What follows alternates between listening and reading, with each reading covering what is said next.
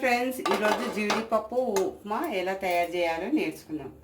పొయ్యి వెలిగించుకొని కడాయి పెట్టుకోవాలి. నెయ్యి 2 స్పూన్ నెయ్యి వేసుకున్నాం.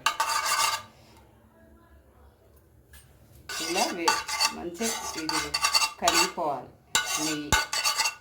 చూసారా, నెయ్యితో చేసుకుంటే ఉప్మా సూపర్ ఉంటుంది. మళ్ళీ గట్టిగా చేయొద్దు, లూజ్గా చేసుకోవాలి కొంచెం, అప్పుడే టేస్ట్ వస్తుంది ఉప్మాది. గట్టిగా చేసుకుంటే టేస్ట్ రాదు.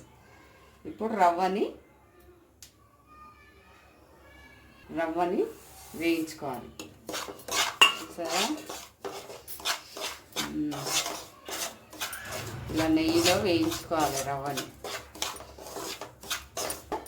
తీయాలి కొద్దిగా అయినాక. చూడండి, మంచి కలర్ వచ్చింది. కలర్ వచ్చినాక ఇక మనము ఒక ప్లేట్లో తీసేసుకోవాలి. ఇప్పుడు మళ్ళా ఆయిల్ పోసుకోవాలి. కొద్దిగా ఆయిల్ పోసుకొని ఒక గరిట ఆయిల్ పోసేసుకొని జీడిపప్పు వేయించుకుందాం. ఈరోజు మనం జీడిపప్పు ఉప్మా కదా తయారు చేస్తున్నాం. జీడిపప్పులని ఇలా వేయించుకోవాలి.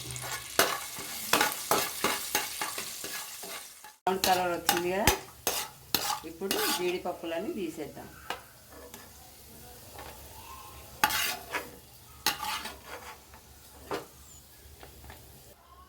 చూసారా ఫ్రెండ్స్, జీలకర్ర ఆవాలు వేసుకుందాం.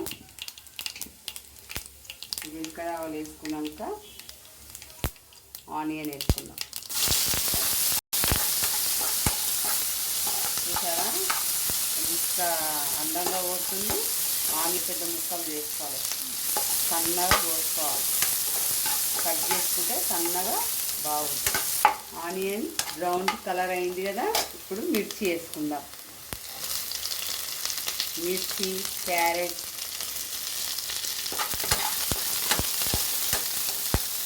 వేగినాక టమాటా ముక్కలు,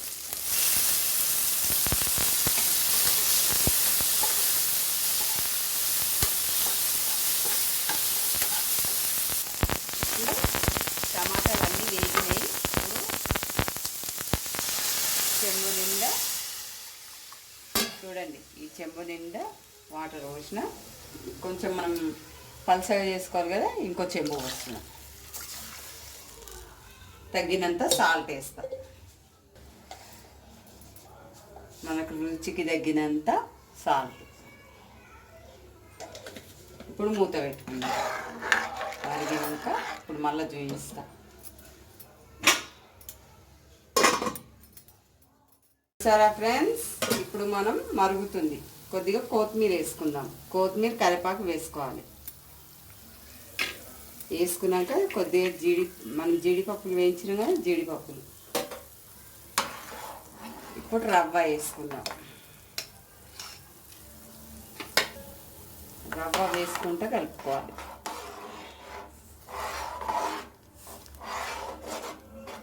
లేకుంటే ఉండాలి కట్టి.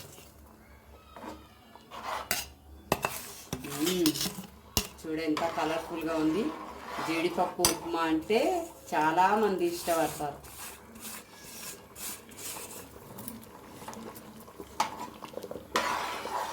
చూడండి ఎంత బాగుంది.